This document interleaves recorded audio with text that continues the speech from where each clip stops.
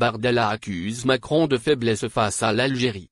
Jordan Bardella, président du Rassemblement national, RN, a exprimé des critiques concernant la politique d'Emmanuel Macron envers l'Algérie. Cette prise de position intervient dans un contexte où les relations diplomatiques entre la France et l'Algérie sont en constante évolution, avec des tentatives de rapprochement. Pour le Rassemblement national, un retour à des relations apaisées entre les deux pays n'est pas favorable à sa ligne politique, qui repose en grande partie sur des critiques récurrentes de l'Algérie et des immigrés algériens. Jordan Bardella a réagi à la participation de l'ambassadeur de France en Algérie, Stéphane Romantet, à la cérémonie d'hommage aux victimes algériennes du 17 octobre 1961. Ce massacre, survenu lors des manifestations contre le couvre-feu imposé aux Algériens en France durant la guerre d'Algérie, est régulièrement au cœur des tensions entre la France et l'Algérie. Le 17 octobre 2025, la commémoration a eu lieu sur le pont de Besançon à Paris,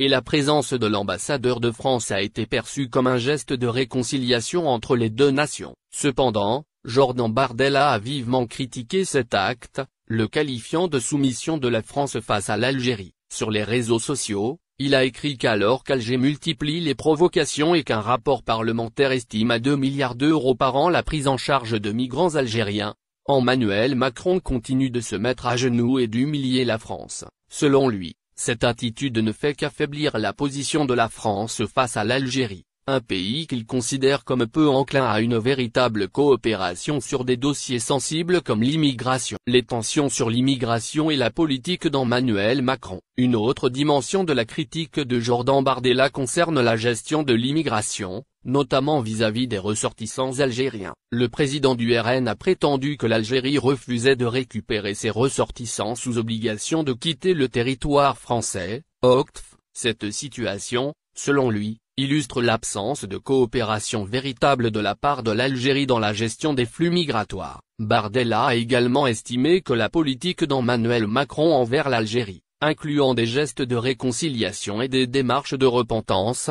ne servait à rien. Le président du Rassemblement national a affirmé que ces politiques ne faisaient qu'encourager l'Algérie dans ses demandes et ses exigences vis-à-vis de la France. Dans cette optique, il a plaidé pour une rupture des relations avec l'Algérie, une suspension de l'immigration et des aides au développement, ainsi qu'une position plus ferme sur la question de la récupération des ressortissants algériens. La position de RN sur la relation franco-algérienne. Cette critique de Jordan Bardella s'inscrit dans une dynamique plus large du Rassemblement national concernant la politique étrangère d'Emmanuel Macron. En effet, le RN a régulièrement dénoncé la politique de rapprochement de la France avec certains pays africains, et particulièrement avec l'Algérie. Pour le Rassemblement national, un retour à la normale des relations franco-algériennes est problématique car il va à l'encontre de sa ligne politique. La question de l'Algérie et des immigrés algériens reste un thème central dans les discours du RN, qu'il utilise fréquemment pour alimenter ses attaques contre la politique migratoire de la France et sa gestion des relations internationales. Dans ce contexte,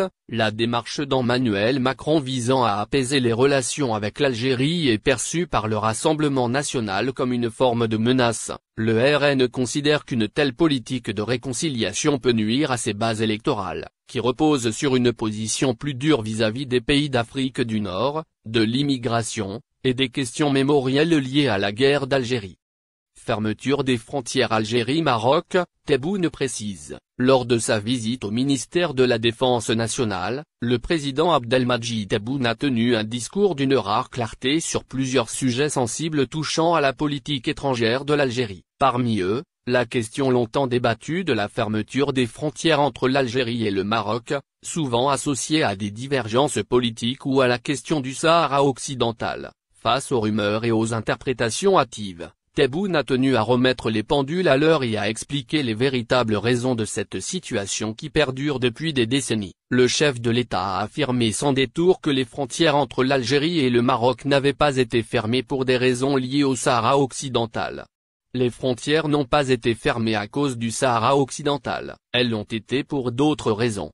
En 63 ans d'indépendance, nos frontières sont restées closes plus de 45 ans, a déclaré Tebboune, balayant ainsi les interprétations politiques simplistes souvent relayées dans la région. Cette mise au point intervient alors que les relations diplomatiques entre l'Algérie et le Maroc traversent une période particulièrement tendue, mais pour Tebboune, il est essentiel de distinguer la question des frontières de celle du Sahara occidental, dossier qu'il qualifie de dernière question de décolonisation du continent africain. Fidèle à la ligne historique de la diplomatie algérienne, le président a réaffirmé le soutien de l'Algérie au droit des peuples à disposer d'eux-mêmes, tout en rappelant que la position d'Alger ne changera pas.